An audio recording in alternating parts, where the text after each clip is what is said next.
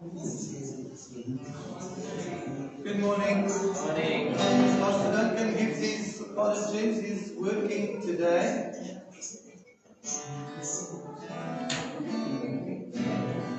Let's stand and let's praise the Lord.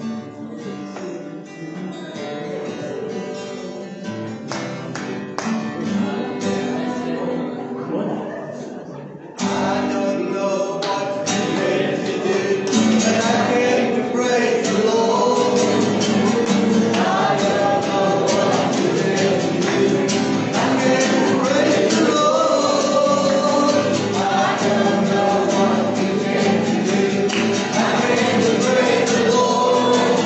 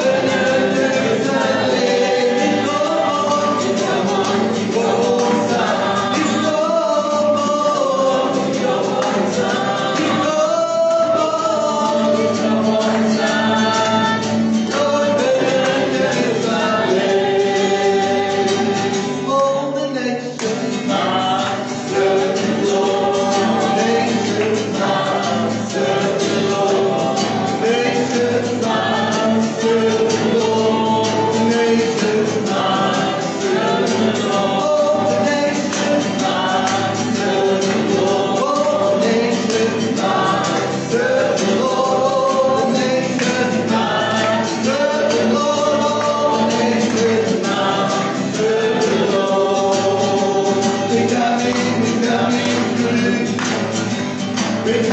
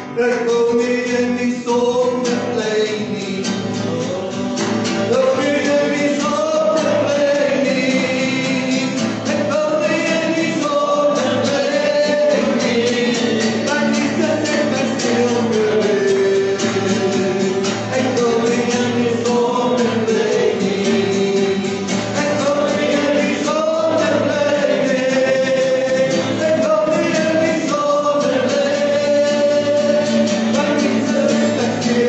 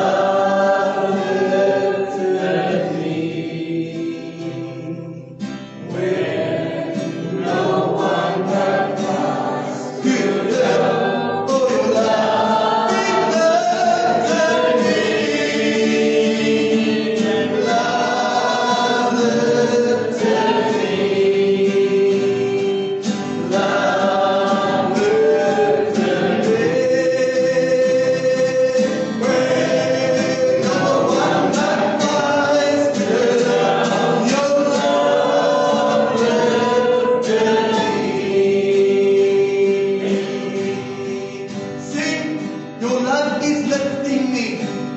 Your love is lifting me. Yes, Lord. Your love is lifting me. When no one but Christ could help, your love is lifting me. Oh, your love is lifting me. Right now, your love is lifting me. When no one but Christ could help, your love is lifting me. Oh, come on, one more time now. Your love is lifting me. Your love is lifting me. When no one but Christ could help, your love is lifting me. Your love is lifting me. Your love is lifting me. When no one but Christ could help, your love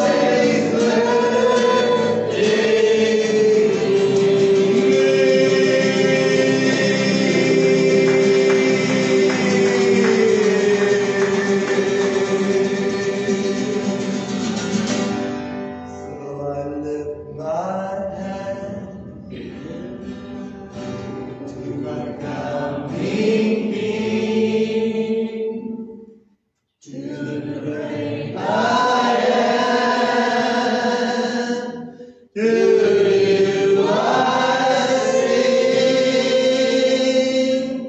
for your love who reigns within my heart.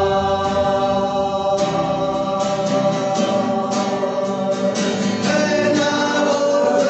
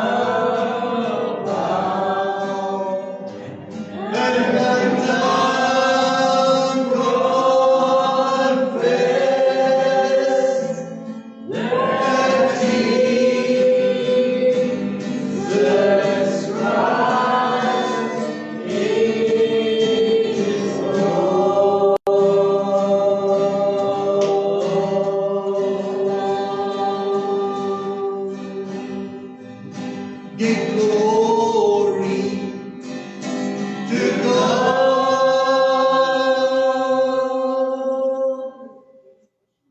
Glory to God. Glory to God. Glory to God.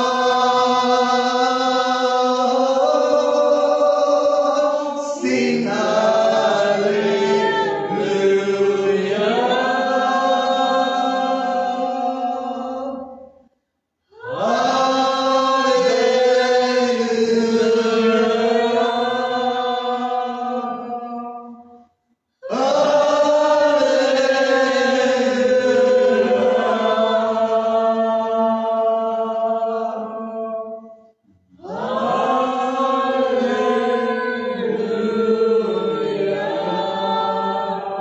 We're going to sing it again. It doesn't matter what we're going through. Whether you're on a mountaintop or whether you're in a valley. Look away from everything that you're dealing with. And lift your heart, your head, your hands, and let's sing it again. Give glory to God. Glory to God. Glory to God. Glory to God.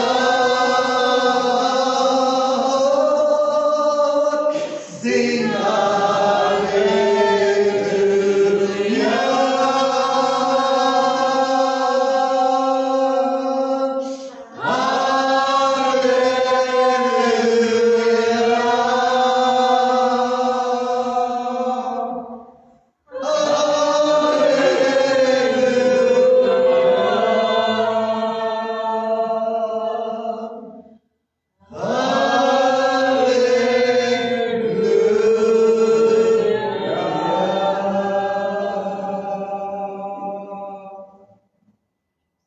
Heavenly Father, you're worthy of all the praise, worthy of all the honor, worthy of all the glory.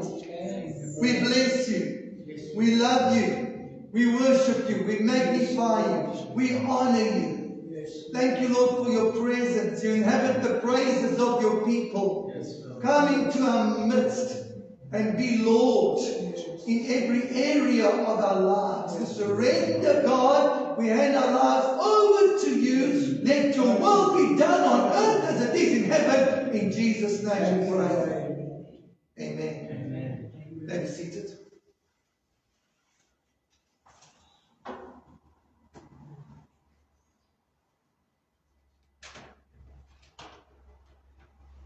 Open your Bibles to 2 Timothy chapter 2 verse 12.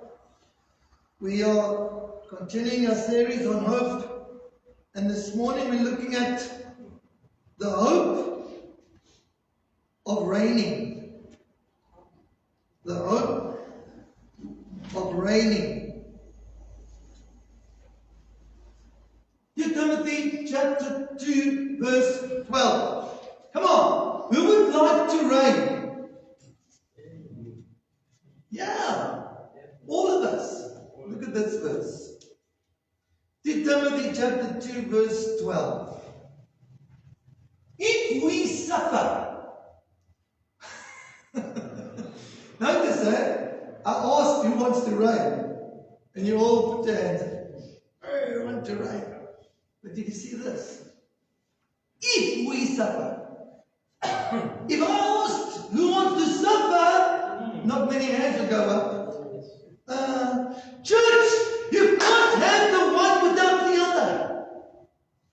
That's what this verse is saying. If we suffer, we shall also reign with him. Now, the word suffer Greek is the word hupomeno. Very interesting Greek word. Hupomeno. And what it means is that we would position ourselves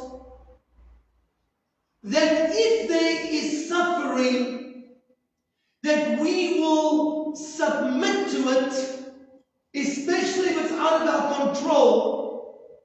We would submit to it and believe that God is control. He's in control of that suffering. Now, why is that important? Because our true character is not revealed when we're having a good time. Your true character is not revealed when you're on the mountaintop, when the windows of heaven have opened and all blessing has been poured out upon your life. That's not when true character is revealed. True character is revealed when you go into the valley of the shadow of death. True character is revealed when you find yourself in some kind of difficulty, some kind of challenge, some kind of crisis, some kind of accident, and you are suffering through it. Please understand something. God's not just looking for someone to reign. God's looking for someone with character to reign. And I hope you'll never forget this. Suffering is training for reigning. Amen. Whatever you're going through, if all things work together for the good of those who love God and are called according to His purpose, then please understand something. All things have a purpose. Okay? All things, not just good things. Not just blessed things, but all things. So when it's going tough and when it's going rough, God knows what brings out our true character. Okay? We don't know what brings out our true character. No. We hide. We wear masks. We pretend. And that song, I am the great pretender. Christians. We know that song so well. But God, He knows what is it going to take for us to have our true character revealed. And then when we realize that we're not as holy as what we thought we were, when we realize we're not as sanctified and we haven't crossed all the T's and dotted all the I's, we just need a little bit of suffering, a little bit of trouble, a little bit of hardship to reveal that. Then we have to make a decision. Do I want to reign? Do I want to reign at least for 1,000 years with Christ in the millennium? Amen. Amen. Well then, church, immediately what we need to do is change our attitude towards what we're going through now. Amen. Thank God for it. Thank God that He loves you enough to put you in it. Whether it is a bodily suffering, whether it is a financial challenge, a materialistic relationship, it doesn't matter what it is. Thank God that He loves you enough to put you in that situation, and now you're going to change your attitude towards it. You're going to make sure that you pass the test so that He can say what? What can He say? Well done, thou good and faithful servant. When were you faithful? You were faithful while you were suffering. You were faithful while you faced that challenge. You were faithful when all hell broke loose. Come on. Can you see that? Yes. Now, go to Matthew chapter 19. Look at this. Matthew chapter 19.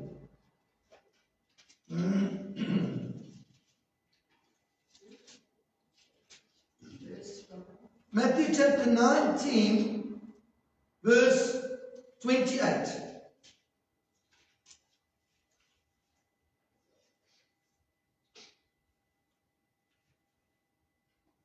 And Jesus said unto them, Verily I say to you, that you which have followed me in the regeneration, when the Son of Man shall sit in the throne of his glory, you also shall sit upon 12 thrones, judging the 12 tribes of Israel. Say, woo! That's us. We are going to reign. Look at verse 29.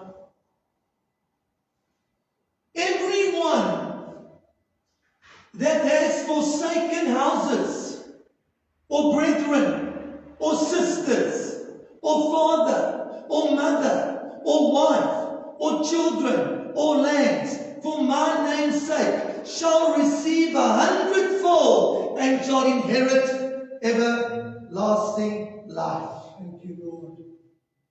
Now, let's look at this. Everyone that has forsaken, that word forsaken there means lost. In this walk with God, you can experience loss. Yes, seek ye first the kingdom of God, and these things shall be added to you. Yes, God adds, but He also takes away. Think about Job. What did Job say? The Lord has given, and the Lord has taken. Blessed be the name of the Lord. That attitude pleased God so much that He gave Job double what he took away. Look here. Everyone that is forsaken, at the end it says, shall receive 100-fold. Why? Because God knows. He knows what we go through when we suffer loss.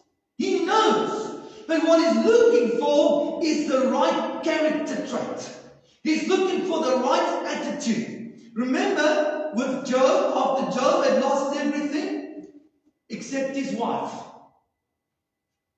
The Bible says he then went and worshipped. Church, this is the time to worship. I don't know if you've been through any of this. There's a whole list of stuff here. Those of you, everyone that has forsaken houses, brethren, sisters, father, mother, wife, children, lands, for my name's sake. This is the cost. This is the challenge. This is the difficult part of serving God. You can experience these losses. Remember, at the time that Jesus is talking to his disciples, John the Baptist has been beheaded. That's the price that he paid. He lost his head.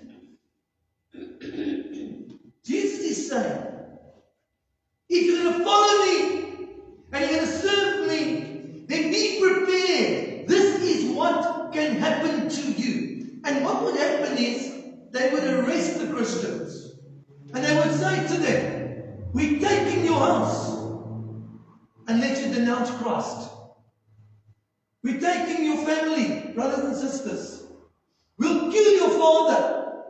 We'll kill your mother. We'll kill your wife. We'll kill your children.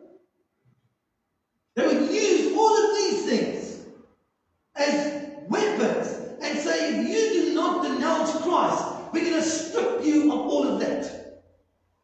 That's what Jesus is saying.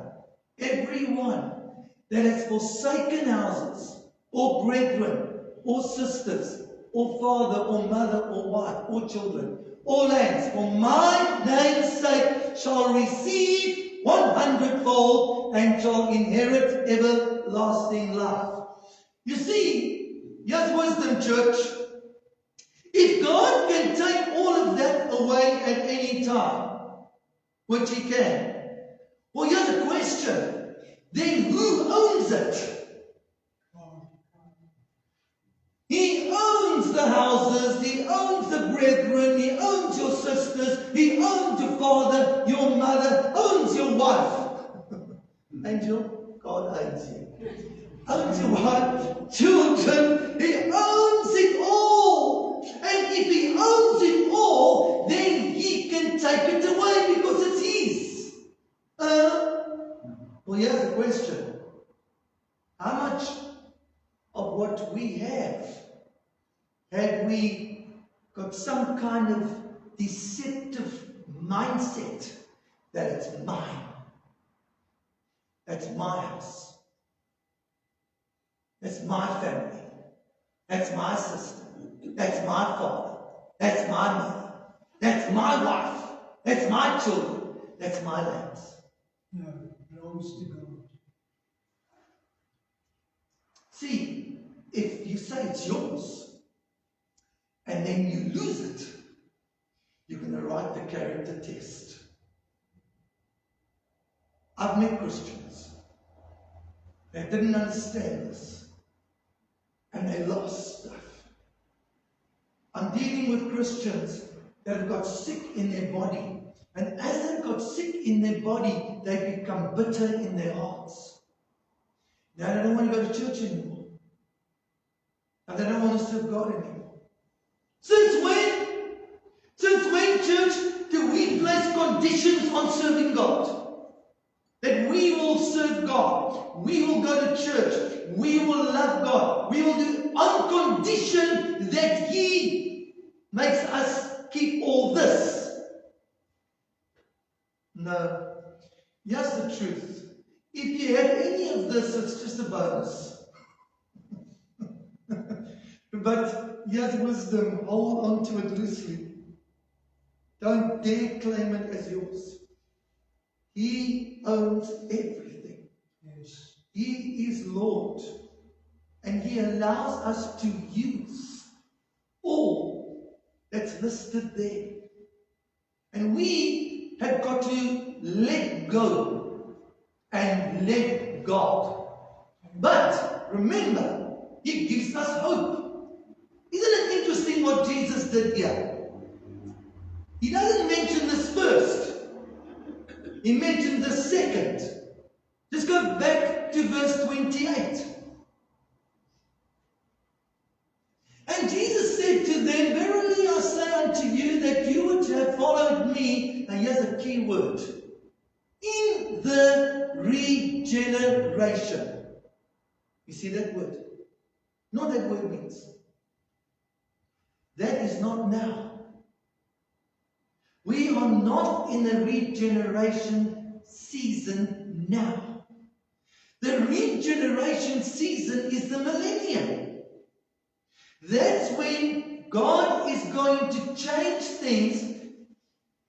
A human being can live the length of the life of a tree. Similar to what it was like in the Garden of Eden. Remember Adam, he lived to 930 years. There's going to be regeneration. How does the lion lie down with the lamb? Because the lion's been regenerated. The lamb's been regenerated. The child can play at the hole of the cobra. How? Because the cobra's been regenerated. God has touched creation. And there's a change for that 1,000-year season. That's what that means. When the Son of Man will sit in the throne of His glory. When is Jesus going to sit in the throne of His glory? That is in the millennial temple in Jerusalem. At the start of the millennium. You also shall sit upon 12 thrones. Go to Revelation chapter 20. This is at the beginning of the millennium. I know you're sitting on a chair this morning. Look at this. Revelation chapter 20. Now we know, verse 1, that an angel descending from heaven, having the key of the bottomless pit and a great chain in his hand, verse 2, laid hold on the dragon, an old serpent, which is the devil, and bound him 1,000 years. Verse 3, cast him into the bottomless pit and shut him up and set a seal upon him that he should deceive the nations no more till the 1,000 years should be fulfilled. After that, he must be loosed a little season. Verse 4. This is John. And I saw thrones, and they sat upon them, and judgment was given to them. Who's that? That's us. That's exactly what Jesus was talking about.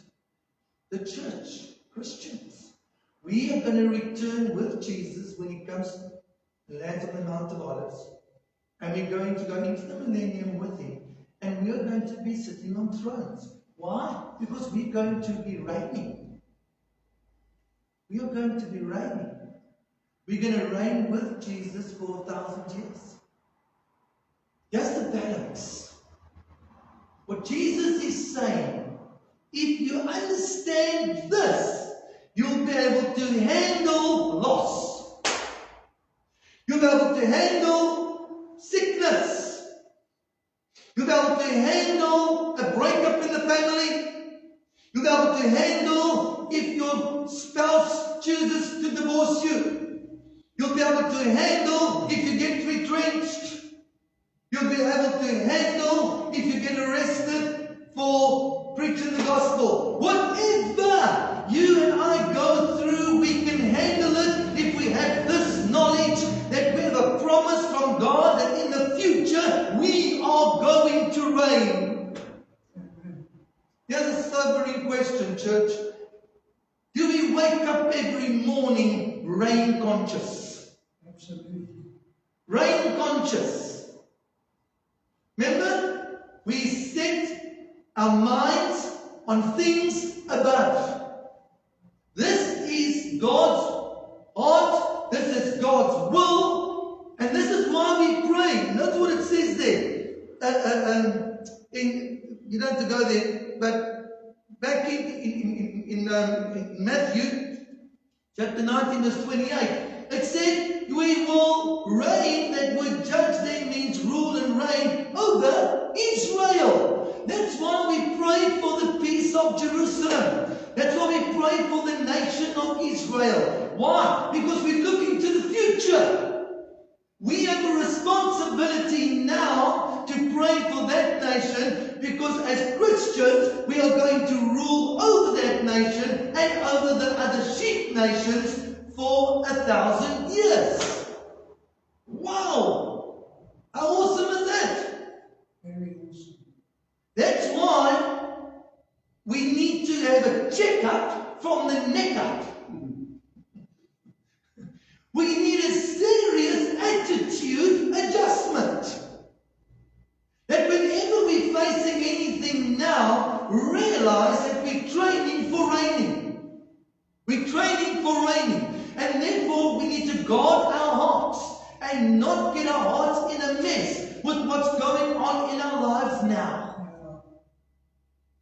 Because we long to hear him say, well done, thou good and faithful servant, enter into the joy of your Lord.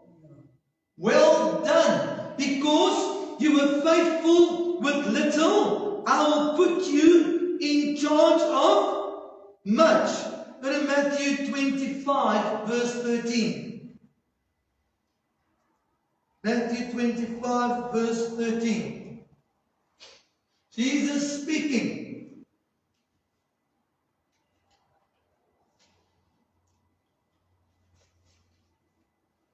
Watch therefore, you know neither the day nor the hour wherein the Son of Man comes. Are we living in those times now? Verse 14. For the kingdom of heaven is a man traveling into a far country, country, and this is a parable now, watch this. The man traveling into a far country who called his own servants and delivered unto them his goods. So the far country, that's heaven. This is just before Jesus ascended to heaven. Verse 15. And to one he gave 5 talents, to another 2, and to another 1. To every man according to his several ability, and straightway he took his journey. And he ascended to heaven. Verse 16.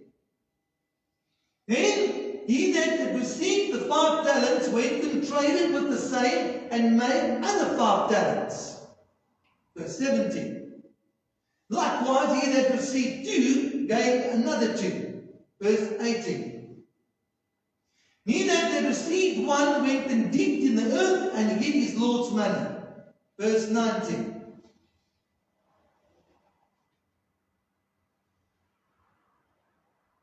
After a long time, the Lord of those servants comes and reckons with them. That's the second coming. Verse 20. So he that had received the 5 talents came and bought other 5 talents, saying, Lord, you delivered unto me 5 talents, and behold, I have gained beside them 5 talents more. Verse 21. The Lord said unto him, Well done, thou good and faithful servant. You've been faithful over a few things. I'll make you ruler over many things. Enter into the joy of your Lord. So notice, what God does with us in the millennium is directly to do with what we are doing now. Now's the time to be faithful with little. Amen. Whatever that little is.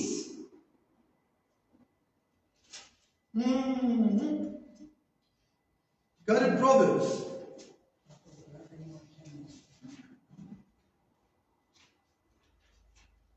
Proverbs chapter 30, verse 8 and 9. Proverbs chapter 30, verse 8 and 9. Now here's a cry from the heart of a man who deserves to reign. And as I read this to you, see if this is your heart.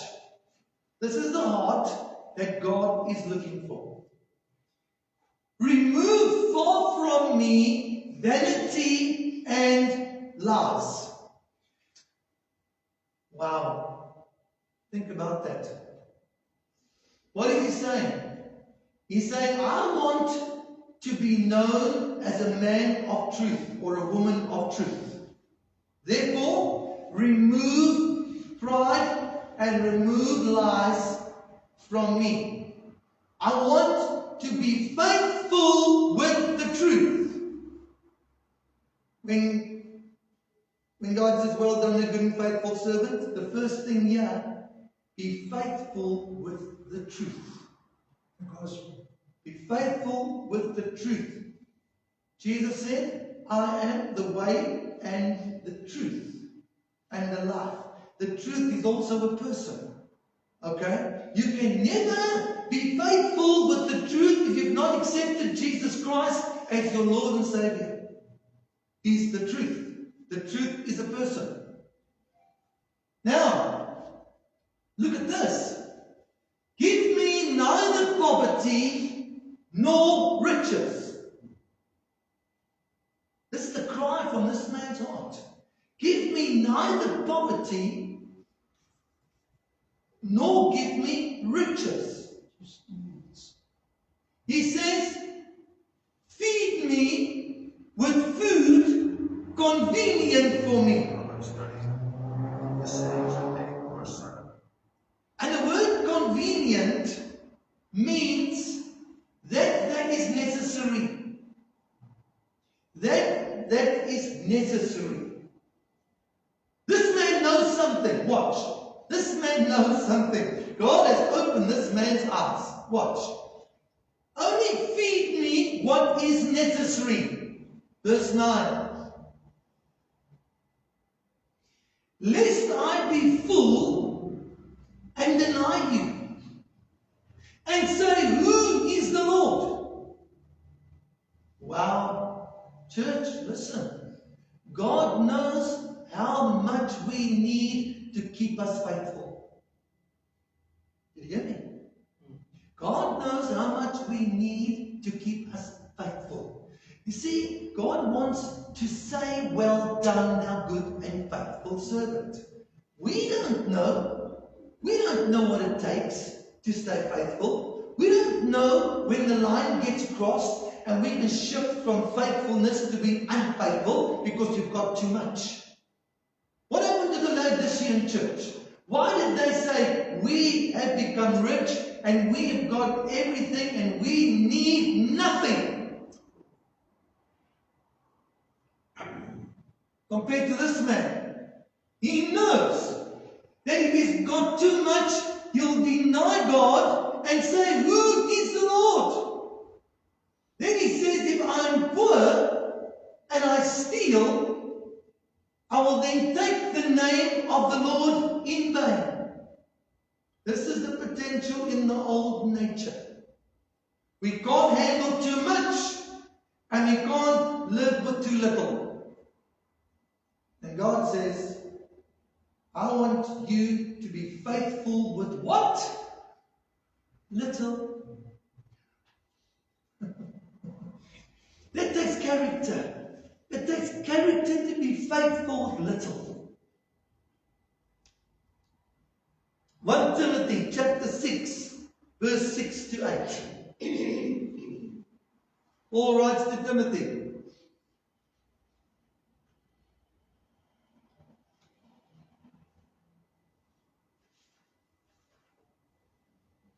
1 Timothy 6, verse 6. Godliness, that's character, with contentment is great gain. Listen, church, God is more concerned about our character than our comfort. Sometimes we're more concerned about our comfort than our character. He wants to say, well done, thou good and faithful servant. I see Christ in you when I look at you. I see the character of my Son in your life when I look at you. Well done, thou good and faithful servant. So just go back there. Back to verse 6. So here's a test of character. Contentment. How content are we? We haven't had water for over a week, maybe 2 weeks. Then the water's on and then the water's off. And then and now it's going to switch the power off because they're doing repairs. And then the pumps go down and then there's no water and there's no power. We write the test. How content are we? When you open your taps and there's nothing, you flick your switch and there's nothing, you write the test of contentment. And if you can say that you're unconditionally content, you're passing the character test. You qualify. You can reign, man, because you're learning to be content unconditionally, irrespective of whatever takes place in your life. Verse 7. For we brought nothing into this world, and it is certain we can carry nothing out. Verse 8. Wow, look at this. Remember he said, be faithful with little. And then he'll put you in charge of much. Having food and raiment, let us be there with content. You see, there's a connection between contentment and little. How little does it take to be content? According to this, if I've got food in my stomach and I'm warm, I'm content. What? How much character do you need to be content with so little? Everything else is a bonus. Verse 9. But they that will be rich will fall into temptation and a snare, and into many foolish and hurtful lusts, which drown men in destruction and perdition. That means they that will be rich without character, without godliness. Please understand this. God's got no problem with rich. It's when you put rich before. Jesus said you cannot serve two masters. You'll hate the one, love the other. You cannot serve God and love money. If you put money before God, that is the consequence. But if you have got character and God can trust you, He will open the windows of heaven and pour out blessing on your life, because you'll be a good steward of those resources that God gives you. Verse 10. For the love of money is the root of all evil, which while some coveted after they had erred from the faith, and pierced themselves through with many sorrows. Verse 11. Oh, watch this. But thou, O man of God, or woman of God, flee these things, and follow after righteousness, character. Follow after godliness, character. And then faith. And that word in the Greek for faith is faithfulness. Follow after faithfulness with the little that God has given you. Be faithful. Now watch. Love, follow after love. Follow after patience, and follow after meekness. That is the fruit of the Spirit. That is the nature and the character of Jesus Christ. This is the attitude. It's like, notice,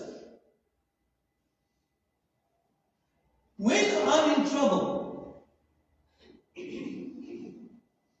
will I be faithful during that trouble, during that season of suffering? When I'm going through a hard time, will I be faithful with love? Will I still love God? Will I have patience to endure this suffering? Will I have meekness? It's all about character. And what we tend to do, come on, did you ever get out of bed and say, yeah, I just hope today is going to be a better day than yesterday? And we're always looking for something better. We're always looking for the good time. We're always looking for the comfort zone. We're always looking for, come on, we're always looking for a miracle. God, please intervene and change the situation and make it better. Come on. Instead of asking this question, do I have enough of the character of Jesus Christ to endure it? Do I have enough of the fruit of the Spirit in my life to be able to handle this season? And I've seen God do this. When you change your attitude in the midst of the trouble, and you choose to obey, and you choose to allow the character of God to be formed in your life through it, God will surprise you and shock you and deliver you and set you free from that situation without you even expecting it. Why? Because you passed the character test. That's why. It's an immature attitude. We throw our toys out of our cot, throw a tantrum, freak out. That's it. God doesn't love me, and I don't love Him anymore either. I'm not going to church anymore. I couldn't be bothered. I won't read the Bible. I won't pray anymore. Guess what that person is actually saying, I need some more trouble. I need a narrower passage. I need something else to go wrong in my life. That's what I'm needing because I'm throwing a tantrum. Yeah. We need to wake up every morning with a consciousness. I am going to reign. And I will face everything I'm going through now. And I will pass the character test. And I'm longing for him to say, well done, thou good and faithful servant. Enter into the joy of your Lord. You are faithful with a little, and I'm going to put you in charge of much. Yippee. Amen. Let's bow our heads in prayer. Examine your heart before the Lord. How is your attitude? Do you have an attitude of gratitude? Or do you need a checkup from the neck up?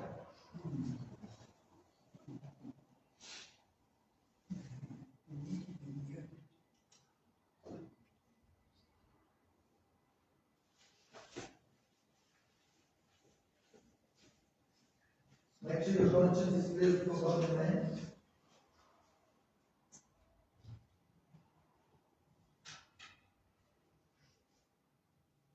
Come to the table, receive the emblems, wait for one another, and then we partake together.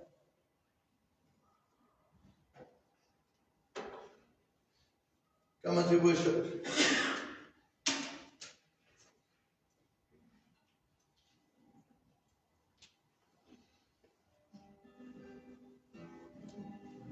Change my heart, oh God. Make it ever new. Change my heart, oh God. Make me more like you. Sing lower. Change my heart, oh God. Make it ever true. Change my heart, oh God. May I be like you. You are the potter. I am the clay. Mold me and make me. This is what I pray. Change my heart, oh God. Make it ever new.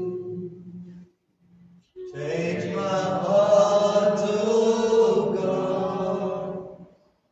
May I be like you. You are the potter, I am the clay. Mold me and make me. This is what I pray. Change my heart, oh God. Make it ever true. Change my heart, oh God. May I be like you.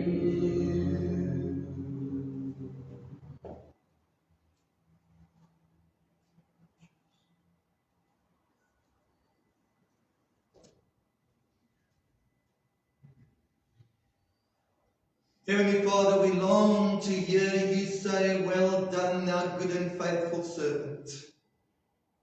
You were faithful with little. I want to put you in charge of much. Enter into the joy of your Lord. Lord, thank you for your love. You love us so much. You put us into situations to shape our character. We don't change easily. We make it difficult. And you know that. Help us to understand. It's not what we want, but it's what we need. Change us. Conform us into the image of your Son. And when you look at us, you see Jesus.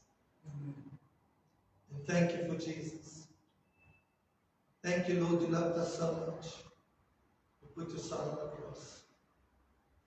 His blood was shed, that our sins can be washed away. You don't remember them anymore.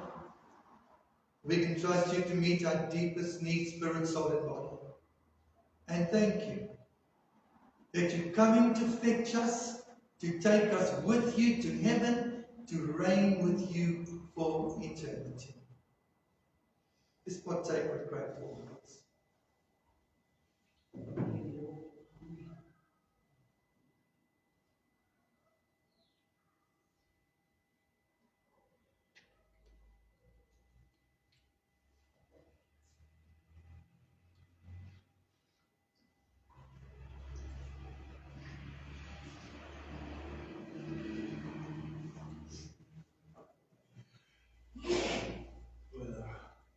I'll share this with you. Some of you might not have heard this before. God spoke to a man and said, I want you to get a trailer and I want you to fill it with groceries. I want you to drive into the valley and there's a family in need. I want you to stop outside their house and I want you to deliver the groceries to them. The man said, okay, Lord, I know exactly where they live in this valley, but God, I need to tell you something. I might make it there, but I'm not sure I'm going to make it out of the valley alive. And God said, I didn't tell you to come back. I only told you to go. How much character do you need to obey God like that? The man knows it's a danger zone. He can get killed there. And God told him to go. Didn't tell him to come back.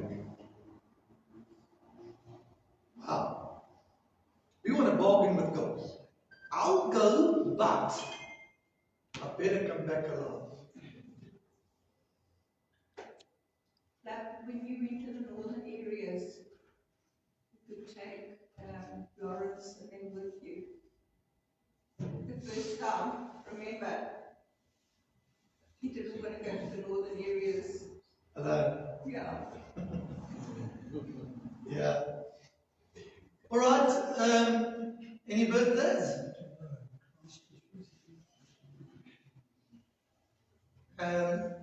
Anniversaries? All right. I told you last Sunday about my most exciting and passionate disciple, Yes. 96 years old. Joy. Joy, Mark. Mark's not here today. Pardon? Mark's not here today. Right. Last Sunday, Gail was looking after Mark's mom. So, last Thursday, like every Thursday, when I got there, she's got the table laid out, the Bible's open, and she's excited. She can't wait to study the Word. At 96. That's how it is every Thursday. So we have an hour of study. And afterwards, Mark says, my mom's been complaining that she's battling to breathe. And she's getting tired quickly as she walks. The doctor said her kidneys are failing and her heart is slowing down. And yet, she's sitting there with excitement and passion to study the Word of God, irrespective of what's happening to her body. You know what that is? That's character. I heard this the week before, that she wasn't well. I'm expecting to get there and she's not in the lounge. She's in her bedroom. She's on the bed. No. You can't stop her. She's got a walker. She walks into the lounge. So we prayed with her. I don't know the latest, but please pray for Joy. That God will strengthen her with might and inner man. I don't know how much longer God wants this woman to be a blessing. I said to her Thursday, I said, Joy, I will come and disciple you even in a snow, man. Why? Because this woman blesses me. And she sits there with her wide eyes and so excited. I'm thrilled. I think I'm more blessed than they are. By that kind of awesome attitude. Thank God for the example that if God would have me to live to 96, may I have that attitude. Amen. So please pray for her. And then next Saturday at 11 o'clock, we are honoring the life of Stella Ricky. Stella was in our church for many years. Remember? Yeah. Stella's husband Ricky worked for David. And when she passed away, it happened in Johannesburg. And they had a service for her up there, but not many from Port Elizabeth went to that service. So they asked me to do a service for the Port Elizabeth folk next Saturday morning. So next Saturday morning, 11 o'clock, we have a memorial service here to honor the life of Stella Ricky. And you all are welcome. Pete, pray for Hetty. Can you pray for Hetty? How is Charlotte? She's doing alright. How are the arms? It's alright, but now she had an operation on the knee of the fall. Okay. All right. Pray for Angelique James. Angelique has got cancer in the brain. And she's just been told that the radiation machine at Livingston is not going to be working for the month of August. So she's really challenged. Then you remember Angelique James. Yeah. Okay. Pray for her. And then pray for Sonia. Sonia is going to Cape Town in December for her lung transplant. Continue praying for her. How's Mom doing? Good. How's Richard? Okay. How's Nettie? She's on, yeah, she's watching. Alright, okay, cool. Okay, continue praying for Anais' mom and sister. And continue praying for Barbara. For Dion's wife, Zelda. Continue praying for her. Barbara. Continue praying for Barbara. See the character of Christ in you, Barbara, in an awesome way. Continue praying for Peter and Bev. They're also watching. Okay.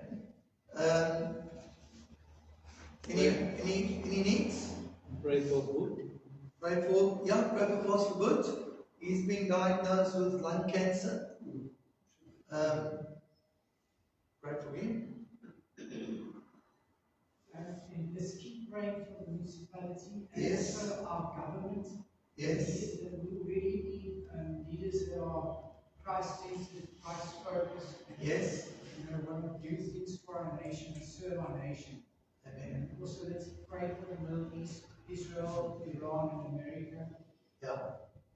It's spilling over into Saudi Arabia now. Yeah. Let's pray for God's peace and Yeah. in the Middle East. Amen. Okay. All right. Drop your gift in the box.